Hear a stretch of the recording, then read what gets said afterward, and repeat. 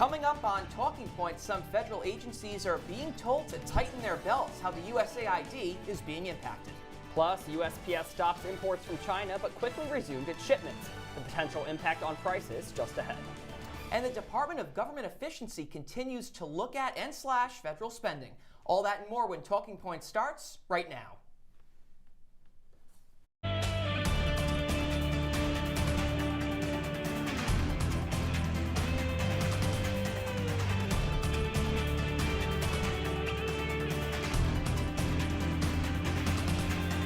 Welcome into this episode of Talking Points on this Monday night. I'm Ronnie Parillo. And I'm Bascuk. Well, we come on the air tonight with breaking news out of New York City. Federal prosecutors have moved to dismiss the federal charges against New York City Mayor Eric Adams. The DOJ says the Adams indictment was brought up too close to the 2025 mayoral primary in the city and limited the ability of the mayor to participate in Trump's immigration crackdown.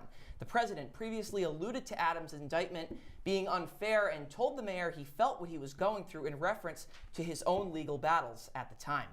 And in other news, a federal judge in New Hampshire has blocked President Donald Trump's executive order ending birthright citizenship. U.S. District Judge Joseph LaPlante's ruling comes after judges in Washington and Maryland blocked the order just last week. Yeah, LaPlante says he will preserve the status quo for the New Hampshire Indonesian Community Support League of United Latin American Citizens and Make the Road New York. 8 lawsuits have been filed in courts nationwide challenging Trump's efforts as part of his crackdown on immigration. And President Donald Trump has announced that he has directed the U.S. Treasury Department to stop the production of new pennies. Currently, the U.S. Mint reports that every penny costs 3.7 cents to make, losing nearly $85 billion annually. Now, it's not yet been determined whether or not President Trump has the power to completely eliminate the creation of the penny, as the decision is dictated by Congress, but it wouldn't be the first time the U.S. tosses out a coin, as the half cent was discontinued by Congress in 1857. The new administration's main focus has been cutting costs. Trump posted on Truth Social Sunday night, quote, "Let's rip the waste out of our great nation's budget, even if it's just a penny at a time."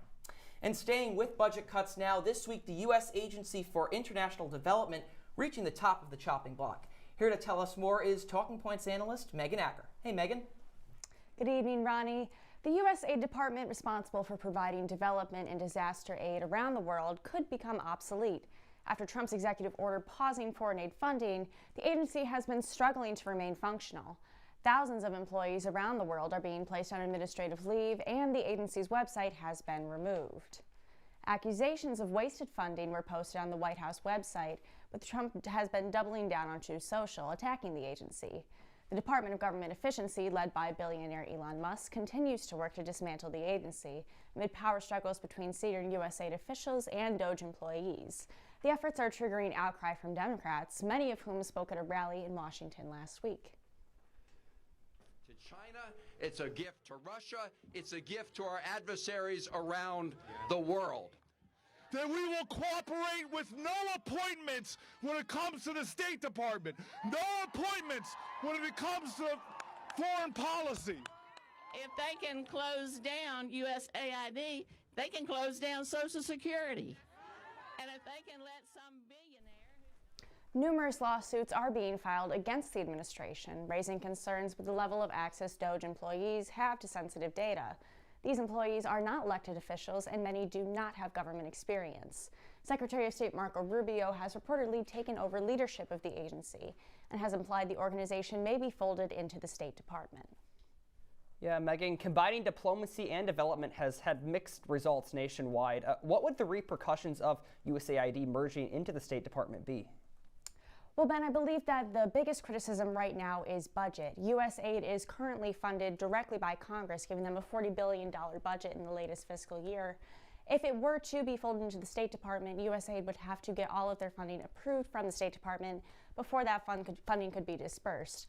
There's also concerns that different programs could be cut across the globe, including women's rights initiatives, democratization efforts, and education fund. Now, Megan, why is USAID specifically being targeted right now? Well, Ronnie, it's important to note that USAID, even though it hasn't maybe been talked about, has been under fire as early as the Nixon administration. Back then, they wanted to break the administration into 3 different organizations. The main difference between then and now is that most of those efforts were just talk, and now they are very, very real. Even 7 months ago, Marjorie Taylor Greene did introduce legislation to Congress that did recommend cutting USAID completely, but it was voted against by Republicans. So it will be interesting to see what Congress does in response to this. For sure. Thanks so much, Megan. Well, Amazon has been experiencing extended delivery times after some changes at USPS this week. Talking Points analyst Danielle Blynn has more on this story. Danielle, why is my package taking so long? Yeah, sorry about that one, Ben. The U.S. Postal Service did briefly and abruptly stop accepting packages from China and Hong Kong last week. Service did resume a couple of hours later, but the pause spread confusion across the country. And much like when federal aid in the country was paused suddenly last week and then just as quickly given back, USPS gave no warning to the pause or resumption of packages. Now, the day that USPS announced the ban, tariffs on Chinese imported goods rose 10%. It also meant that a customs exception on small value packages entering the U.S. without extra taxes was paused. This rang especially true if you are a fan of Temu or Shein. The two companies ship mostly out of China and Hong Kong. And the new Trump tariff that was set in place included a pause on what are called de minimis goods. Any items under $800 in value did not have to pay extra duties. Temu and Shein have been using this loophole to avoid paying billions of dollars in duties. And in a Washington Post article, Gary Huffbauer, a non-resident senior fellow at the Peterson Institute for International Economics, said prices on orders from Temu, Shein, and Amazon Haul could go up 30%. A report from the Peterson Institute said that the two companies are responsible for nearly 30% of the daily packages that are shipped into the U.S. China immediately responded to these tariffs with some of their own, including a 15% tariff on U.S. goods, as well as an investigation into Google. Now, Hong Kong's post office announced Thursday that it will continue to deny packages from the U.S. despite the ban's reversal. And just now, even Trump imposed a new 25% tariff on steel and aluminum aimed indirectly at China in response to these tariffs. Now, Danielle, what did the ban on de minimis goods really mean, and how will it continue to affect the USPS? Yeah, so the ban stopped that loophole that I mentioned, and it was started by the Biden administration during his last couple of days in office.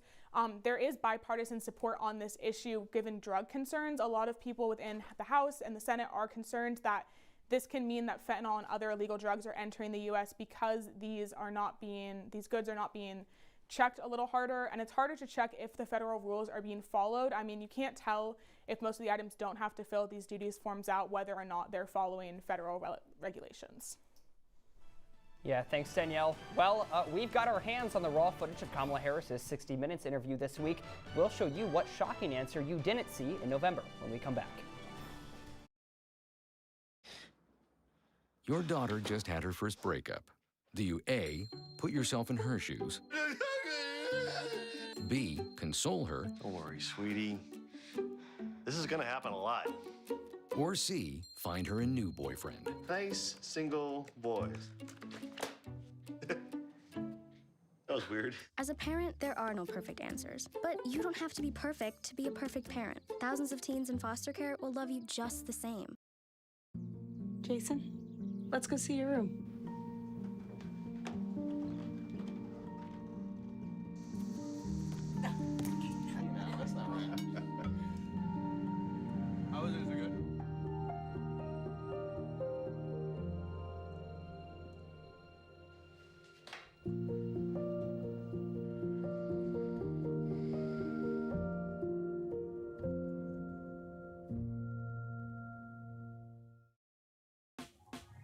Last week, Brandon met a girl on a dating app. One day after work, he finally found the courage to ask her out. No answer. He started to panic. Was he being too pushy? Maybe it was too... Hey, sorry I didn't respond. I was driving. I would love to go on a date. How does tonight sound? Brandon tried to play it cool, but inside he knew.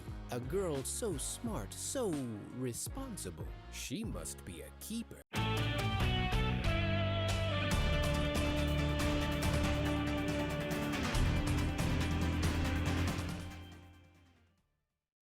Your money is being wasted, and the Department of Government Efficiency is going to fix that.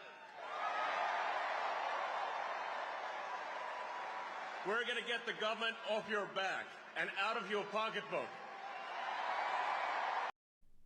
Elon Musk there speaking at Madison Square Garden 1 week before the 2024 election, targeting, quote, the waste of taxpayer dollars. With President Trump's support, Musk is looking to keep his promise to cut that federal spending, but he's hit a few roadblocks along the way. Here to break that down is Talking Points analyst Peter Barry. Peter? Hey, Ronnie. The Trump administration has given the reins over to South African billionaire Elon Musk to try and cut wasteful government spending with the Department of Government Efficiency. One of their first targets was the United States for International Development, or USAID. DOGE's plan is to cut the agency's global workforce from 10,000 workers to around 600. The agency has an annual budget of $43 billion, with money going to foreign nations. Democrats have started to push back on DOGE's actions, saying it is not the job of an appointed billionaire to cut the federal workforce. This is a constitutional crisis that we are in today. Let's call it what it is. The people get to decide how we defend the United States of America. The people get to decide how their taxpayer money is spent. Elon Musk does not get to decide. The Trump administration has been identifying numerous things to cut down the federal government's cost, such as freezing federal grants, ending diversity, equity, and inclusion programs, proposing to shut down the Department of Education, and authorizing Musk to access the Treasury Department payment records. But all of these has received serious judicial pushback. Attorney generals from across the nation started to sue to protect federal grants and to keep Elon Musk away from personal records in the Treasury Department. They have alleged that Musk is accessing sensitive information and handing it over to inexperienced workers whom he has hired. President Trump defended Musk's actions in a presser and mentioned some other key targets to cut funding from.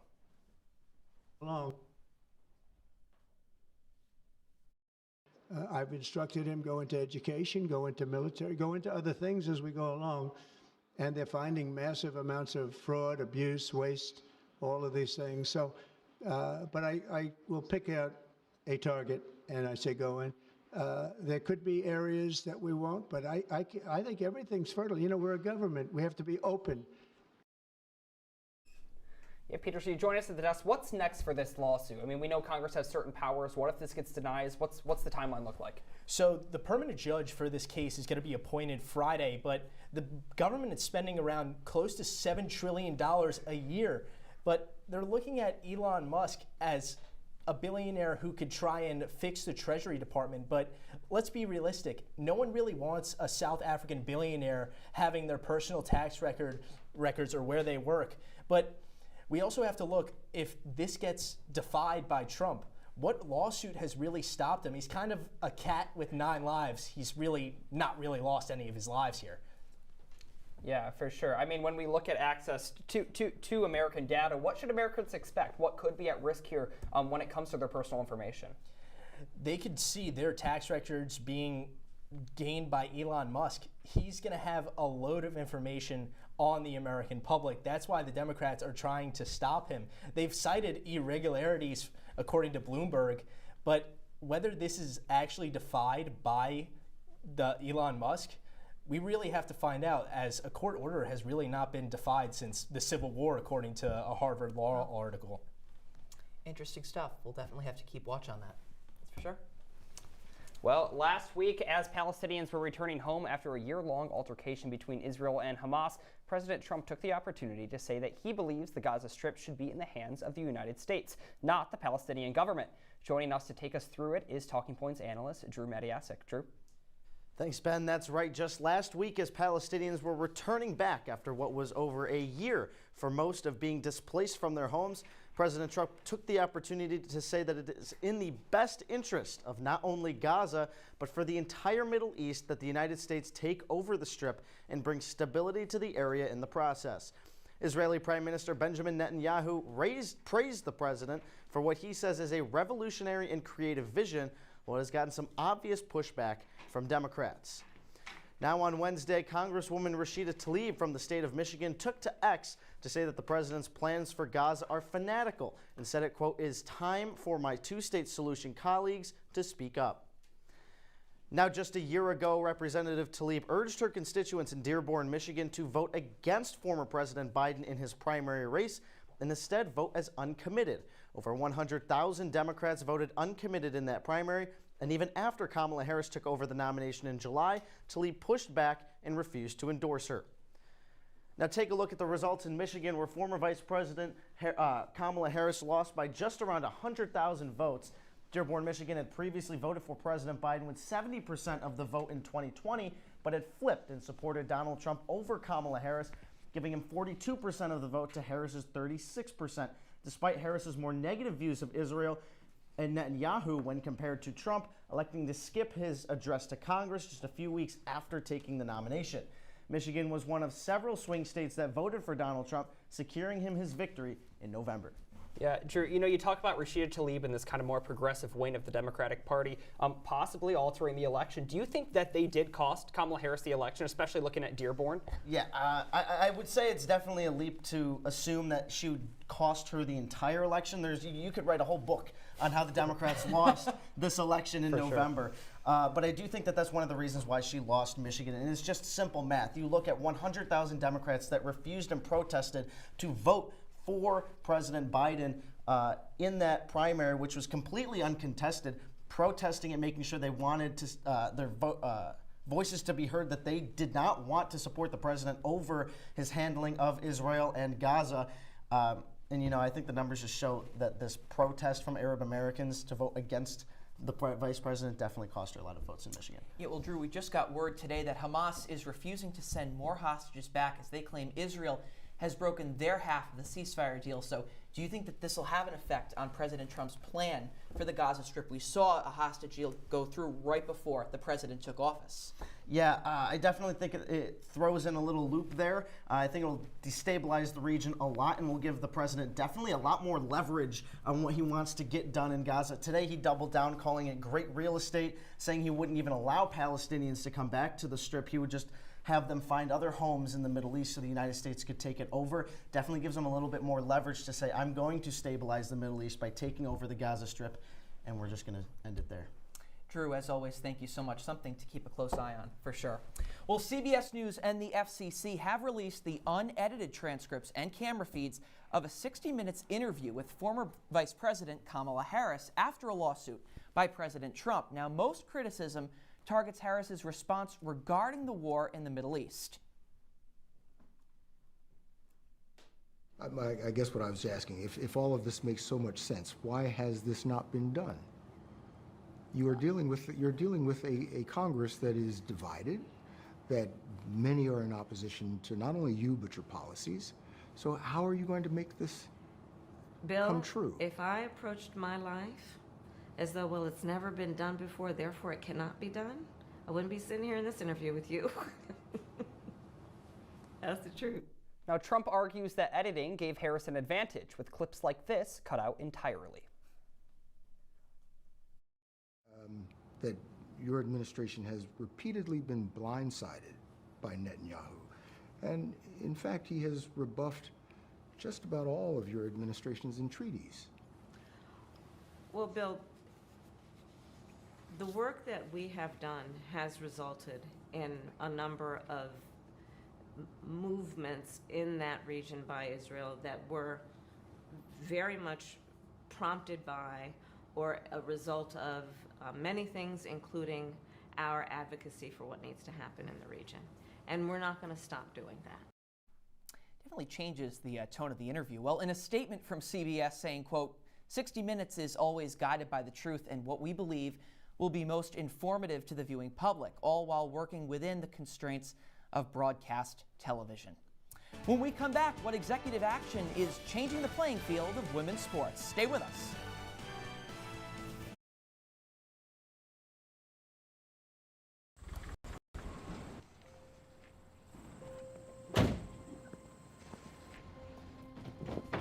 Dad, they took over my bedroom. Come on, come on. Okay, Dad. 1, 2, 3. Dad!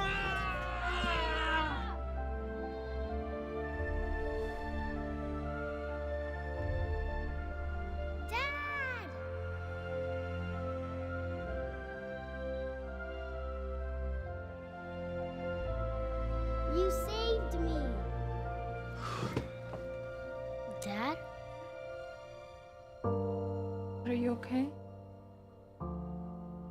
I'm fine, dear.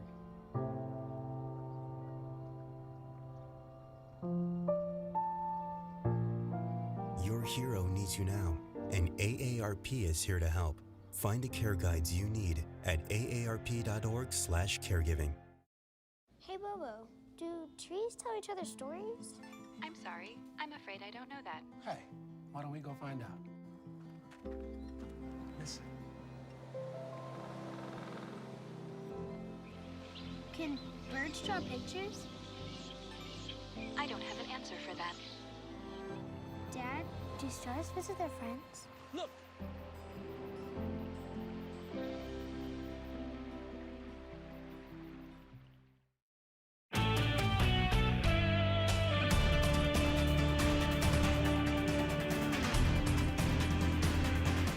Welcome back to Talking Points. President Donald Trump has signed multiple executive orders that bring significant changes to the rights of transgender people. One of those orders was signed last Wednesday, banning transgender women from competing in women's sports. Here to talk us through that order and what it means for the future of athletes is Talking Points analyst Kyra Ceryanek. Hey, Kyra. Hey, Ronnie. On National Women and Girls in Sports Day, Trump fulfilled a key promise of his 2024 campaign. Trump was surrounded by dozens of women and some young girls in athletic uniforms as he signed the executive order titled Keeping Men and Women Out of Women's Sports. In doing so, Trump said, quote, the war on women's sports is over. On Wednesday, Trump discussed the consequences for schools that do not comply with the order. With my action this afternoon, we're putting every school receiving taxpayer dollars on notice that if you let men take over women's sports teams or invade your locker rooms, you will be investigated for violations of Title IX and risk your federal funding. There will be no federal funding. Title IX is the law that prohibits discrimination on the basis of sex in education programs or activities that receive federal funding. Trump's executive order stands in stark contrast to Title IX under the Biden administration, which mandated that schools allow trans students to access sports teams and facilities that align with their gender identities. As a Minnesota lawyer explains, this order will impact the Justice and Education departments. This order purports to do is to instruct the Department of Justice to bring Title IX lawsuits, enforcement lawsuits, against against educational institutions that allow trans women and girls to participate in sports. About half of U.S. states have already passed laws banning transgender athletes from competing in the category that matches their gender identity. Some states are now preparing to challenge the Trump administration's order in court. Ben, Ronnie, back to you. Well, over the next 2 years, a whopping 38, count that again, 38 states will hold gubernatorial elections. That could bring big changes to which party controls the states, including presidential battlegrounds, Ben. Yeah, lots of states, Ronnie. We're going to dig into some of those states right now. Let's do it. I think right off the bat, New Jersey and Virginia stick out. I mean, those have been reliably blue historically the past couple years. But Trump gained significantly there in November. We have Glenn Youngkin and Phil Murphy, a Republican and a Democrat, both term limited, especially in Jersey with Murphy. I mean, that was a very narrow win. The field's already crowded. That seat's going to be at risk for Democrats going into 2026. Absolutely. Citrus only lost by 80,000 votes back in 2021 in New Jersey. And then you saw this kind of rightward shift of 48 out of 50 states, or 49 out of 50 states, I should say, in the 2024 election. New Jersey was near the top of that list. So the governor's race, it might, really reflect that in the state. For sure. I mean, and in Jersey, too, staying there. I mean, this is the narrowest win for Democrats with Harris in the past 32 years. Yeah. I mean, we're seeing a lot of these suburban counties that used to be blue kind of lead more red, and that's going to be a risk for a lot of Democrats. I mean, they are nervous in D.C. And at the state level going into some of these other races. And if we look at kind of these Republican pickup states, we have like Kansas with Laura Kelly. She's term limited. She's a Democrat. Trump won Kansas by 16 points. Exactly. That's going to be something that's interesting to watch, too. And what I think the important thing is that Democrats really solidify a message. We saw that was kind of the issue in the 2024 election. So if you're a Democrat, you're in a battleground state, you really need to work hard to tell their residents what you're going to do for them so that you don't lose again. Yeah, real quick before we kind of move on to here in New York. I mean, Michigan, Whitmer, Democrat superstar there. She's term limited. That's going to be a three-way race. Detroit Mayor Mike Duggan. He's going to run as an independent instead of a Democrat. We have Jocelyn Benson, the Secretary of State, as a Democrat, and John James as the Republican. Pete Buttigieg in a Senate seat there. He was looking at the governor's mansion. Now more looking in Congress. It's a crowded space for Democrats. They need to fix and make their way through that primary, and then they need to win against the Republican challenger. Absolutely, and I think something that we mentioned earlier in the show, the vote of the Middle Eastern residents in Michigan. Could that affect who comes out on top? For sure. I mean, it will. Dearborn is overcrowded with that. They had a lot of issues with the Biden administration surrounding Gaza. We have Macomb County that's extremely Republican for the past couple election seasons, voting for Trump. Michigan's leaning red. A lot of these states are. Exactly. All right, let's talk about where we're sitting right now. The Empire State, New York. Kathy Hochul, the governor here right now, only 33%, according to a Siena College poll, actually approve of the job that she's doing. 57% of those surveyed say they'd like someone else. Now, what can this be attributed to? Well, the congestion pricing plan, wasn't exactly popular. People weren't raising their hands left and right for that. And it's really brought a lot of Democrats out of the woodwork saying, hey, is she actually a viable option? That's the case in a lot of states right now, including my home state of Rhode Island. So we're definitely going to watch this, Ben, especially here in New York, and we'll see how things go. I mean, Kathy, Hochul, she hobbled into November. We'll have to see how that embattled primary goes. Well, last night's Super Bowl halftime show was full of red, white, and blue. But with Trump in the attendance, there's more to the performance than meets the eye. Full breakdown after this short break.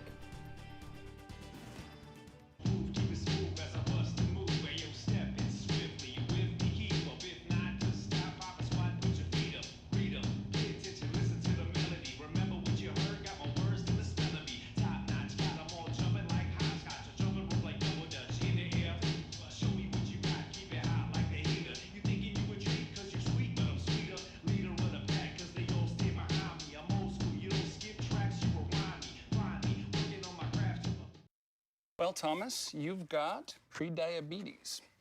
But with more exercise and a change in diet, it can be reversed. I've tried exercising. It just makes me hungry for bacon. I love bacon, too. And who really likes to exercise? Not me. Me neither. Nobody. So we're good? What? Oh, you still have pre-diabetes. Big time.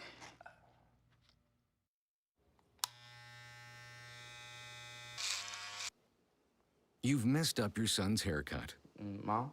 Do you A, try to fix it? Like it never happened.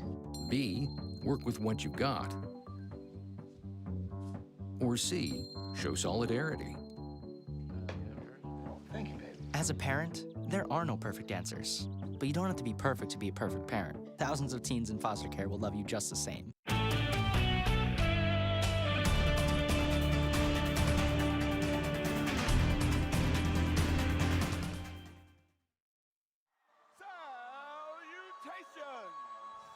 It's your Uncle Sam, and this is the Great American Game. Well, it certainly was the Great American Game last night, Ronnie, the Super Bowl. Did you watch? I didn't have any skin in the game, but I watched. I didn't either. My Patriots haven't been in there for a little while, but as I was talking to my grandfather about on the ride back up here to Central New York today, they will be again. But I digress. Yeah, I did enjoy the Buffalo chicken Eagles won. There we go. Okay, we'll take it. I Fly, have to Eagles, say. fly. Yeah, well, plus 11 million viewers since last night at the Super Bowl halftime show. Kendrick Lamar playing. He had a Pulitzer Prize for storytelling. He swept at the Grammys. A lot of people are saying that there's a lot of political undertones to his performance at the Super Bowl last night, especially with Trump sitting in the audience. Took on a completely different meaning.